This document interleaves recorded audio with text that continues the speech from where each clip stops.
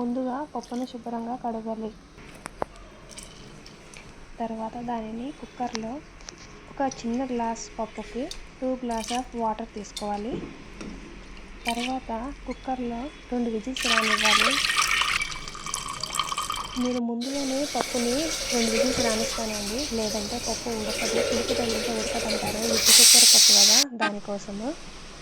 తర్వాత 2 విజిల్స్ వచ్చిన తర్వాత దాన్ని తీసేసి దానిలో ముందుగా కొంచెం పసుపు, కొంచెం కారం, అలాగే గ్రీన్ చిల్లీ, ఒక టమాటో వేస్తున్నానండి. టమాటో వేస్తే ఇంకా టేస్ట్ బాగుంటుంది.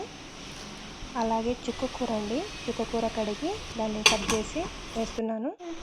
తర్వాత కొంచెం కట్ చేసిన ఆనియన్స్, కొంచెం ఒక గ్లాస్ వాటర్ తీసుకోండి మళ్ళీ. తర్వాత కుక్కర్ క్లోజ్ చేసేసి ఒక 2 విజిల్స్ మళ్ళీ రానిచ్చండి.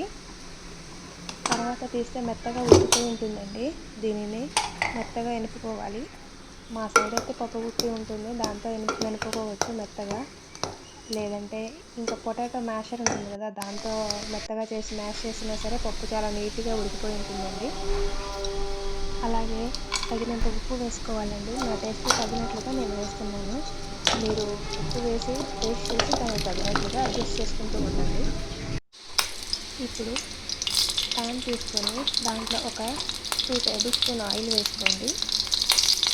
దానిలో పోపు సామాన్లు ఉంటాయి కదండి, ఆవాలు, జీలకర్ర, మినపపప్పు, వెల్లుల్లిపాయలు 2 దంచి వేసుకున్నానండి. టేస్ట్ బాగుంటుంది, స్మెల్ కూడా బాగా వస్తుంది. అలాగే 4 ఎండుమిర్చి వేసుకున్నానండి. ఈ ఎండుమిర్చి ఇవన్నీ బాగా వేగిన తర్వాత ఆనియన్స్ కట్ చేసినవి కొన్ని పెట్టుకున్నానండి. కొన్ని పప్పులో ఇంతకు ముందే వేసాను, ఇప్పుడు మరికొన్ని వేస్తున్నాను. ఇవి బాగా